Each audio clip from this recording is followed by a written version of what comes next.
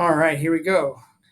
Getting the ball rolling on another YouTube video, capturing my adventure here that I'm calling the Advanced Cicerone Adventure.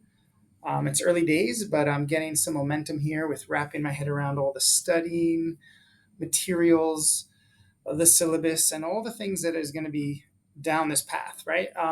Last video, I kind of jumped right into syllabus section 2 regarding beer styles and kind of just compared the syllabus for Advanced Cicerone, comparing it to the level 2, at least from when I took the exam, to find out what's missing, what's new, right?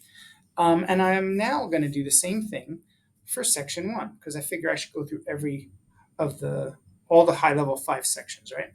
And what I found when doing this is that syllabus section 1 is definitely different than section 2. Specifically, it's not just a high level list of bullet points and topics, which you then have to go study outside. Some of it is definitely that, but there's a lot of embedded data in here. So this is actually going to be a walking journey through section 1, which is all about keeping and serving beer. So yeah, let's go through my little introduction here about some of the other topics of consideration. One of them is basically that I want to look at this topic and kind of compare it to the overall exam. So once again, the keeping and serving beer section is technically 20% of the overall Advanced Cicerone exam, spanning written, oral, and tasting. Specifically for the written exam, since this topic is only covered in the written exam, and these relevant topics are not necessarily needed for the oral or tasting exams, this shows to be about 26 and 2/3 of the written exam. So it's a big chunk. It's tied for first with beer ingredients and brewing processes. So it's good to know that the material that you get out of section 1 will be over a quarter of the whole exam. And again, for myself, I really want to keep in mind, what does a passing score mean? So the Advanced Cicerone exam is 80% overall and at least 75% on the tasting exam. And for my purposes, I'm going to assume I'm only going to get a 75 on the tasting exam. And then I came up with 3 scenarios. How good do I have to do on the written exam? So basically, if I crush the oral exams, which are part of the in-person tasting, I still have to get a 79% on the written. If I just get half of the oral exams, which is pretty depressing but possible, I have to get at least an 85% on the written exam. And if theoretically I bombed the oral exams, I need a 92. So I'm going to hit for the fences on this. I want to get a 92 or better on the written exam to really ensure the highest likelihood of success further on down. So yeah, that's how I'm looking at this as far as scoring requirements, right? So let's get right into it. Syllabus section 1, keeping and serving beer. Again, this is going to be a walking journey through a lot of material. It starts off by talking about purchasing and accepting beer. So I'm not going to actually read all this stuff, but I'm going to go through it briefly. Again, anything I put in yellow is something I have not seen in the level 2 syllabus. But I'll briefly touch on these. So basically, it starts off assessing the age and physical condition of a beer shipment. Apples to apples, same topics as the level 2 exam. After that, it continues now. This is where we talk about alcohol's effects. And you'll see there's 2 bullet points, A and B. Absorption and elimination, physical and behavioral indicators. There's no data here, so this is definitely an example of something you do have to go study outside. And again, number 2, responsible serving practices. This is more like just directly what you need to know. Provide the accurate ABV information and adjust the serving size based on ABV. So here is a combination of something you need to go research and something that what you got to know is right here. So the syllabus here is going to vary as we go down this path. Okay, next section, beer storage. Beer is best consumed fresh. And again, they're really giving you exactly the information you need to know here. When the beer is released from the brewery, it is ready to drink. And then some types of beers theoretically may be more interesting to drink later. But again, they're circling back to the majority of beer should be consumed fresh. And here it continues on in the beer storage section. Rotate inventory. Now they start to talk about the date codes. In the level 2 syllabus, when I took this wording in yellow was not there. So this could be new for advanced, or just they've refreshed all the syllabuses in general since then. I'm not really sure. But it's good to know that in certain parts of the world, under a certain ABV, they are required to have a best by date. So that's probably something you want to know. And continuing on in the rotate inventory section, the types of codes. And this is apples to apples from level 2, talking about traditional consumer date codes, the Julian code format, and then that there's some proprietary code formats that exist. And then also talking about consuming in order of dating, removing out of date products instead of just trying to put them on sale or something. And then we talk about general freshness guidelines. So now we're talking about pasteurized beer or non-pasteurized beer, how many days it's supposed to be stored for. The information is right here in the syllabus. This is definitely what you need to know for the exam.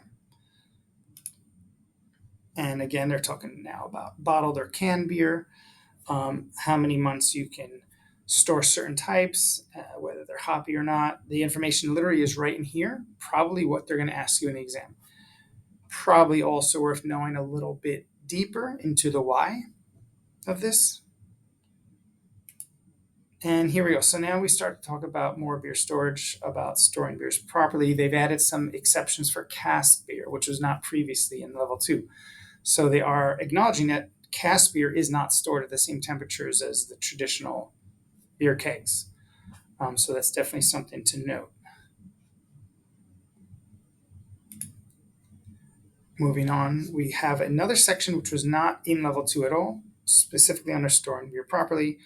Bottled beers can pick up moldy flavors when stored improperly. So this text did not exist in my level 2 syllabus. And all this stuff is apples to apples with level 2, protecting beer from light for skunky flavors, talking about the different types of bottled beer glass colors and their impact, talking about cans, ceramic bottles, and other material types. And now we start talking about serving beer properly. Draft beer must be served using CO2 or CO2 nitrogen mix at the proper pressure settings. We probably need to know what those pressure settings are. Again, it doesn't really elaborate in the syllabus, so it's a combination of what you need to know, but then you have to supplement it with your own external knowledge. Continuing on, again, a lot of this stuff is in level 2, but something that was not is now talking about systems at different altitudes or elevation levels may need adjustments to the gas pressure. So it's probably good to know not only about this, what's in yellow, but like knowing what's the formula, what is the altitude height, and what does that translate into, what kind of adjustment. And again, all this is a copy paste basically from level 2. And we're going to go fast through here. So all the stuff in the syllabus as you go, this is all copy paste from level 2 and level 3. It's identical. And then eventually you do find some little Easter eggs. So for example, in the draft system components on the pressure side, there's now mention of a gas distributor or manifold, which was not in the level 2 syllabus. Moving on slightly further on the beer side components, okay, bulk serving tanks, that's something added. Then on the beer side components, choker line and other restriction devices. Then on the beer faucets, there was a few in level 2, but now they've added European faucets, ventless, roto, and Czech style side pulls. So definitely something that you need to be familiar with, all these different types of faucets and the details about them. Now talking about the cooling system, glycol power packs and trunk lines were in level 2, but now they're also referring to trunk lines as pythons. And they've also added blower fans into this, something to be considered. Then the types of cooling systems or refrigerated storage was the only section in level 2, but now they've also added a whole section for unrefrigerated storage, which is talking about flash chillers. Then also getting a little into the details of the flash chiller, the different components of that. And then also they're talking about cask beer, talking about the cask lines. So this is all something that was not in level 2. Then you'll see the system design. Again, apples to apples, level 2 and 3 are the same. But then again, they started adding more sections. So talking about around the world, draft systems can be split into 2 groups. So this is where level 2 only talked about refrigerated storage, but now they're adding a section for unrefrigerated storage. whether the kegs are stored at cellar temperature or ambient temperature. And obviously, they're pointing out that we do want to maintain a cold chain here, right? So the general knowledge is still something you know already, but now maybe specifically you have to be considering how it applies to how beer is stored in different parts of the world. And then here, again, back to copy pasting for troubleshooting, but then they've added a section called high volume configurations with series kegs, which is pretty cool. And you put multiple kegs in a series up to the tap. So when a keg's empty, you don't have to stop what you're doing. You have other kegs continuing to serve the same beer. Very interesting. And then again, copy pasting, all this stuff is in both syllabuses. I kind of want to just get through all this, showing what's different specifically. And again, talking about glassware, all the bullets in level 2 and level 3 seem to be the same. Beer clean glassware, mostly the 3-sink method, but you'll see after the 3-sink method, there was some more things added that was not in my level 2 syllabus, the 2-sink method now. So they have a whole section talking about a 2-sink method. Probably good to know how this is different. And then after that, there's also something called a Spolboy, if I'm not saying it incorrectly. Again, a whole nother section in the syllabus that was not in level 2. Will be good to be familiar with what this is and those details. Glass washing machine looked apples to apples to level 2. Using like a machine, what do you have to consider? Lots of content in the syllabus. Literally, it's all in there. So you have to just read the syllabus and soak up all that knowledge. You don't have to go get the draft beer, the other books necessarily to have this knowledge. It's literally right there. Preparation to serve. Again, all these things were identical to level 2. Serving bottled beer. All the steps, apples to apples. Mushroom cork, all these corks, all the different types, it's all the same. Syllabuses were identical. Until, I think there's a section here, let's see, filtered beer. Really going through it. I put all the stuff in here only just to skim through it. It's kind of funny. Serving draft beer, okay. All this stuff is identical. Here we go.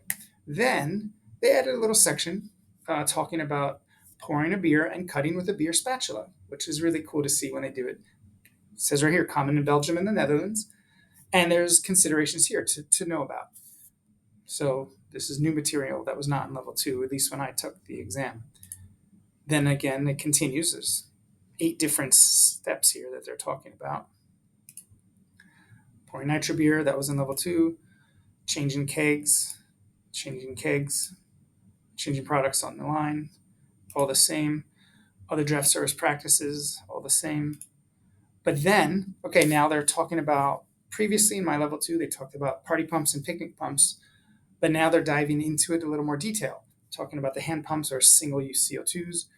They talked about jockey boxes in level 2, but very high level, coil style or cold plate. But now they're diving into the operation of them. So setting up jockey boxes, the different settings related to there, how do you clean them? That was not really in my level 2. And then also including details about a Linder machine. So yeah, this is something above and beyond the level 2 syllabus. Continuing on, we go into cask condition ale here. That was on level 2, but in addition, they've expanded into the cask service components a little more. You'll see all these new ones: Keystone, Shiv, Sparkler, Beer Engine, Cask Breather. These are things that are great to know about. You might already know about them, but they were not necessarily in scope for the level 2 exam. And then they dive into it even more. It almost seems like repetition, but they're talking about the common cellar systems here now. The traditional stillage versus auto-till, siphons and widges. Then there's a section cellar and cascade. Again, these words are repetitive, but it's really how they're applied and what you need to know about them. Because then they get into this now, spile management. This was not at all part of level 2. So they're really talking about the hard spiles, whether they're doing some removal at the beginning of service and then replacing at the end of the day. A couple details here that were not in level 2 that you need to know about. And then back to some stuff that was in level 2. We'll just skim through this. Oh, there's another section, cask ale inventory and cellar management. This was not in the level 2 syllabus, so they're talking about the life cycle of a cask once it's tapped, stocking levels, and obviously not to store it next to food, things like that. And then again, even talking about the cast system maintenance, so the lines, dismantling the various components, kind of taking what you had to do for the traditional tap environment and now having the similar knowledge but maybe slightly different for the cask environment. And then basically that was everything. And I kind of rushed through it all because I don't want to just sit there and read the whole syllabus. That's your job and my job outside of this video. But what is my summary of this? So basically, I say section one. It's very lengthy as far as what's in there and what you have to read. It's not just a list of bullet points. The syllabus literally has a lot of the knowledge you need for this section in there. So if it's in there, you totally have to know it. It's literally answers to questions that you can look forward to having in the exam.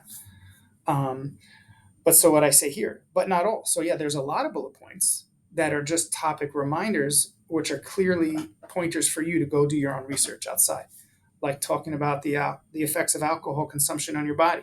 There's a lot of information you need to know, and it was literally just 2 one-liners in there. So you have to know when to memorize what's there and when to go hit the books. But overall, I would say a lot of this section 1 was copy pasted from level 2, Certified Cicerone Syllabus. There are some things added, though. Obviously, we covered them. They're highlighted in yellow. Interestingly enough, there's some things that were in my level 2 syllabus that are not in the level 3 syllabus. So either they're assuming you're going to already know it and they don't even want to bother mentioning it, or it's fallen out of favor or scope and it's not necessarily relevant for the exam anymore. The first thing I noticed was like the 3-tier system wasn't even mentioned in the AC syllabus. So yeah, a lot of rambling here, but I basically wanted to take section 1 syllabus, go through it A to Z, show what I've identified as being new, and just to kind of keep my momentum here. I'm wrapping my head around all the sections. I'm starting to gather study materials, and once I go through all the sections, then I'm going to really hit the gas on each one and kind of see where my head's at, and only then consider if I'm going to actually register for the exam, which I still haven't done. I'm just kind of doing this as a fun adventure of a topic I'm passionate about, but I'm kind of warming up. I'm almost there. So until next time, thanks for watching. And if you have any tidbits or like to chat about this, put a comment in here. I'd love to have a dialogue with anyone else that's got their head in the same place as me. All right, cheers.